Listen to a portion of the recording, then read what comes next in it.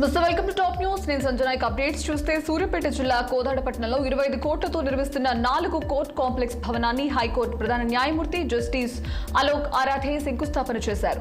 కక్షదారులు సూర్యాపేట, నల్గొండ ప్రాంతాలకు వెళ్లకుండా ఇక్కడే సమస్యలు పరిష్కరించుకోవచ్చన్నారు. ఇక కుటుంబ సమస్యలకు ఇతర ప్రాంతాలకు వెళ్లకుండా అందుబాటులోనే సమస్య పరిష్కారం అవుతుందన్నారు. సంవత్సర కాలంలోనే కోర్టు నూతన భవనం నిర్మాణం పూర్తి చేయాలని తెలిపారు. హైకోర్టు ప్రధాన న్యాయమూర్తికి ప్రభుత్వ అతిథి గృహంలో జిల్లా కలెక్టర్, ఎస్పీలు ఘన స్వాగతం పలికారు. నూతనంగా ఏర్పాటు చేసిన senior civil judge cum assistant sessions judge court మరియు 2వ అదనపు junior civil judge cum additional judicial magistrate of first class court సేవలు justice Vinod Kumar, justice Lakshman, justice Vijayasena రెడ్లతో కలిసి ప్రారంభించారు.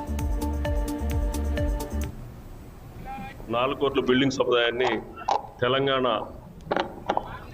హైకోర్టు ప్రధాన న్యాయమూర్తి గారు మరియు 4 న్యాయమూర్తుల చేతుల మీదుగా ఓపెన్ చేయడం చాలా సంతోషంగా ఉంది. ఈ కార్యక్రమాన్ని జయప్రదం చేయడంలో కానీ మరి జడ్జెస్ యొక్క అపాయింట్మెంట్ ఇప్పించడంలో కానీ మన ప్రాంతవాసి మనందరికీ అభిమానించే పల్లి నాగేశ్వరరావు గారు, హైకోర్టు బార్ అసోసియేషన్ అధ్యక్షులు మరియు పబ్లిక్ ప్రాసిక్యూటర్ నాగేశ్వరరావు గారి యొక్క సహాయ సహకారాలతో ఈరోజు ఈ కార్యక్రమాన్ని ఏర్పాటు చేసుకోవడం జరిగింది. అదేవిధంగా ఈ కోర్టు మరి తీసుకురావడంలో కానీ ఈ కోర్టు యొక్క శంకుస్థాపన కార్యక్రమంలో కానీ ఇప్పుడున్న ప్రజెంట్ బార్ అసోసియేషన్ అధ్యక్షులు నాగార్జున గారు కానీ, వైస్ ప్రెసిడెంట్ బుజ్జు గారు కానీ, శరత్ బాబు గారు కానీ, మిగతా కార్యవర్గం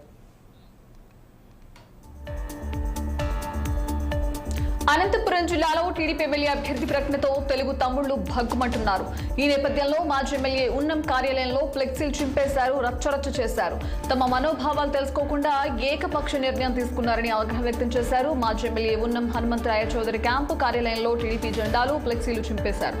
డబ్బుకు అమ్ముడు పోయావంటూ చంద్రబాబుపై మండిపడుతున్నారు. గత 40 ఏళ్లుగా టీడీపీ జెండా మోసి పార్టీ కోసం అహర్నిశలు కష్టపడినా ఫలితం లేకుండా పోయిందని ఆవేదన వ్యక్తం చేశారు. ఉన్నం ఫ్యామిలీకి టికెట్ ఇవ్వకుండా చంద్రబాబు డబ్బుకు లొంగిపోయారని ఆరోపణలు చేశారు. తెలుగు తమ్ముళ్లు ఆగ్రహం వ్యక్తం చేశారు.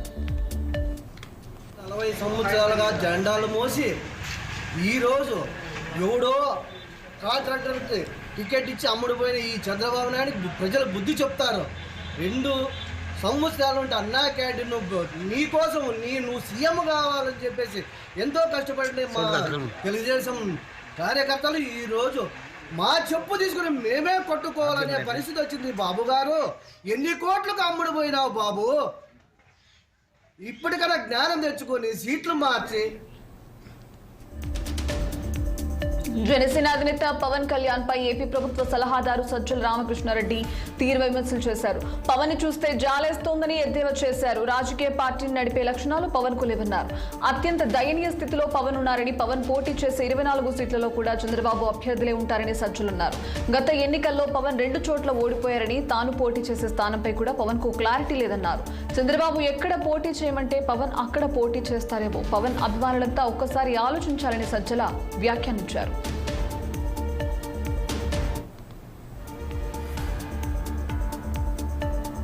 వైసీపీ 2 రోజుల్లో మేనిఫెస్టో ప్రకటిస్తోందని రాజ్యసభ సభ్యుడు వైవి సుబ్బారెడ్డి అన్నారు. అంతేకాక సిద్ధం సభలు ముగిసిన వెంటనే అభ్యర్థుల పేర్లను ప్రకటిస్తామని తెలిపారు.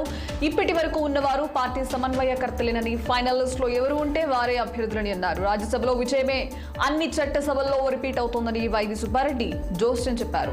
వైసీపీ 175 సీట్లను గెలుచుకుంటుందని ధీమా వ్యక్తం చేశారు. సిద్ధం సభలు విజయవంతంగా జరిగాయని అన్నారు. టీడీపీకి అభ్యర్థులు దొరకడం లేదని చెప్పారు. వారికి 30 నియోజకవర్గాల్లో పోటీ చేయడానికి అభ్యర్థులు లేరని అన్నారు. 24 సీట్లతో జనసేన అధినేత పవన్ కళ్యాణ్ సరిపెట్టుకున్నారని చెప్పారు. ఇక తమ అభ్యర్థుల మార్పు గెలుపు కోసమేనని తెలిపారు. కాంగ్రెస్ కు మనుగడ లేదని అన్నారు. అసంతృప్తులు పార్టీలోకి వస్తే ఆ నియోజకవర్గ పరిస్థితులను బట్టి ఆలోచిస్తామని చెప్పారు.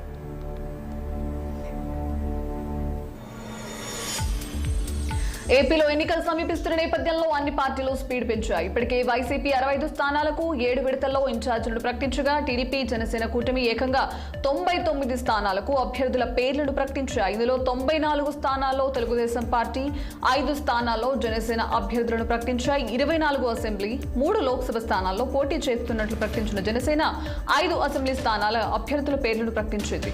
టీడీపీ జనసేన ఉమ్మడిగా ప్రకటించిన తొలి జాబితాలో అనూహ్యంగా కొంతమంది సీనియర్లకు చోటు దక్కకపోగా, ఊహించని విధంగా కొంతమంది జాబితాలో స్థానం సంపాదించుకున్నారు.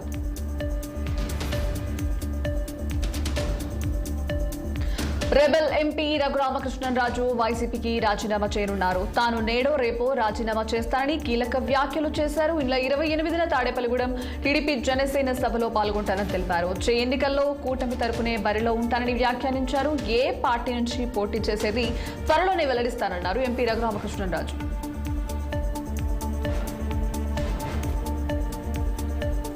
చైనాలో ఒకేసారి 100 కార్లు ఢీకొట్టుకున్నాయి. చైనాలోని సుజౌ నగరంలోని ఎక్స్ప్రెస్ హైవేలో 100కు పైగా కార్లు ఒకదానికొకటి ఢీకొన్న ఘటన చోటు చేసుకుంది. ఉష్ణోగ్రతలు పడిపోవడంతో రోడ్డు ప్రయాణాలకు ఇబ్బందికరంగా మారినట్టు తెలుస్తోంది. ఈ ఘటనలో ఎలాంటి ప్రాణ నష్టం జరగలేదు, కానీ కార్లన్నీ నుజ్జునుజ్జయ్యాయి. ఈ రోడ్డుపై అస్తవ్యస్తంగా పడి ఉన్న కార్ల దృశ్యం చూసి నెటిజన్లు షాక్ అవుతున్నారు.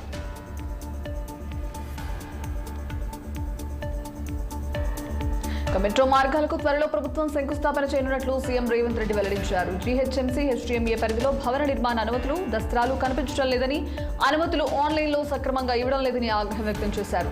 క్షేత్రస్థాయి అధికారులు ఇష్టానుసారం అనుమతులు మంజూరు చేస్తున్నారని తెలిపారు. 15 రోజుల్లో హెచ్డీఎంఏ, జీహెచ్ఎంసీలో విజిలెన్స్ సోదాలు జరుగుతాయని, ఇష్టానుసారం వ్యవహరిస్తే అధికారులందరూ ఇంటికి వెళ్లాల్సిందేనన్నారు. ఆన్లైన్లో కాకుండా ఇచ్చిన అనుమతుల జాబితా సిద్ధం చేయాలని అధికారులను ఆదేశించారు. జీహెచ్ఎంసీ పరిధిలో గ్రూప్ 1 అధికారులు కమిషనర్లుగా ఉండాలని స్పష్టం చేశారు. కొత్త కార్పొరేషన్లకు ఐఏఎస్ అధికారులని కమిషనర్లుగా నియమించి హైదరాబాద్లోని విలువైన ప్రభుత్వ ఆస్తుల జాబితాను సిద్ధం చేసి ప్రభుత్వానికి అందజేయాలన్నారు ముఖ్యమంత్రి రేవంత్ రెడ్డి.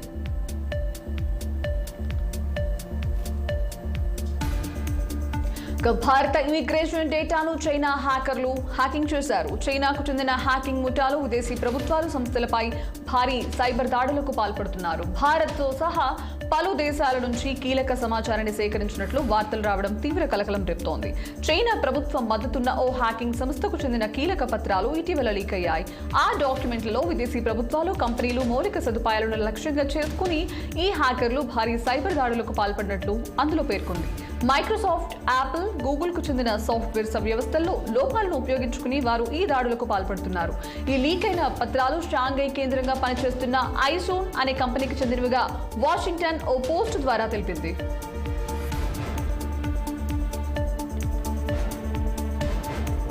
ఢిల్లీ లిక్కర్ కేసులో ఎమ్మెల్సీ కవితను 41A నిందితురాలిగా సిబిఐ చేర్చింది. లిక్కర్ కేసులో ఏడాది గ్యాప్ తర్వాత ఎమ్మెల్సీ కవితకు సిబిఐ నోటీసులు జారీ చేసి నిందితురాలిగా పేర్కొనడం కలకలం రేపుతోంది. గతంలో ఇంటికొచ్చి స్టేట్మెంట్ తీసుకున్న సిబిఐ ఈ నెల 26న ఢిల్లీ విచారణకు రావాలంటూ నోటీసులు ఇచ్చింది. 2022 డిసెంబర్లో కవితను తన ఇంటికి వచ్చి 160 సిఆర్పిసి కింద సిబిఐ ప్రశ్నించింది. ఇప్పటికే ఈ కేసులో 3 సార్లు కవితను ఈడీ విచారించింది. లిక్కర్ కేసులో కీలక నిందితులు అప్రూవర్లుగా మారడంతో వారి స్టేట్మెంట్స్ ఆధారంగా కవితకు సిబిఐ నోటీసులు జారీ చేసింది. లిక్కర్ కేసులో నిందితులు మాఘంట రాఘవ, శరత్ చంద్రారెడ్డితో పాటు కవిత ఢిల్లీ పిఏ అశోక్ కౌశిక్ అప్రూవల్ గా మారడంతో కేసు కీలక మలుపు తిరిగింది. పిఏ అశోక్ జడ్జి ముందు సంచలన విషయాలు చెప్పడంతో లిక్కర్ కేసులో పలువురికి ముడుపులు అందించినట్లు అంగీకరించాడు. దీంతో అశోక్ ను, కవితను నిందితులుగా చేర్చి విచారించేందుకు సిబిఐ సిద్ధమైంది. అశోక్ ఇచ్చిన సమాచారంతో కవితను ప్రశ్నించనున్నారు సిబిఐ అధికారులు.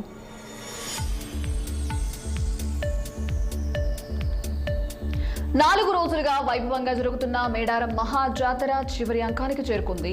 నేడు అమ్మల వన ప్రవేశంతో జాతర ముగుస్తుంది. ఈ సాయంత్రం పూజారులు గద్దెల వద్దకు వచ్చి సంప్రదాయ పూజలు నిర్వహిస్తారు. అనంతరం వనదేవతల వన ప్రవేశం మొదలవుతుంది. సమ్మక్కను చిలకలగుట్టకు, సారళమ్మను కన్నెపల్లి ఆలయానికి, పగిడిద్దరాజును మహబూబ్ నగర్ జిల్లా గంగారం మండలంకు, పునుగొండలకు గోవిందరాజును ఏటూరు నాగారం మండలం కొండాయి గ్రామానికి పూజారులు ఊరేగింపుగా తీసుకెళ్తారు. ఈ ప్రక్రియతో జాతర ముగుస్తోంది. ఈ క్రమంలో మేడారానికి భక్తులు పోటెత్తుతున్నారు. వనదేవతలను దర్శించుకునేందుకు భక్తజనం క్యూలైన్లో బారులు తీరుతున్నారు. గద్దెల పరిసరాలన్నీ కిక్కిరిసిపోతున్నాయి. 3 రోజుల్లో మేడారానికి రాలేని భక్తులు చివరి రోజైనా వచ్చి దర్శనాలు చేసుకోవాలని విచ్చేస్తున్నారు. తల్లుల వన ప్రవేశం సమయంలో కొంతసేపు దర్శనాలను నిలిపివేసినా మళ్లీ యథాతథంగా దర్శనాలు జరుగుతున్నాయి. 2 నెలలకోసారి అమ్మవారిని దర్శించుకోవడంపై భక్తులు ఆనందం వ్యక్తం చేస్తున్నారు. ఆలయ పరిసర ప్రాంతాలు రద్దీగా ఉన్న దర్శనం మాత్రం బాగా జరుగుతోందని భక్తులు హర్షం వ్యక్తం చేస్తున్నారు.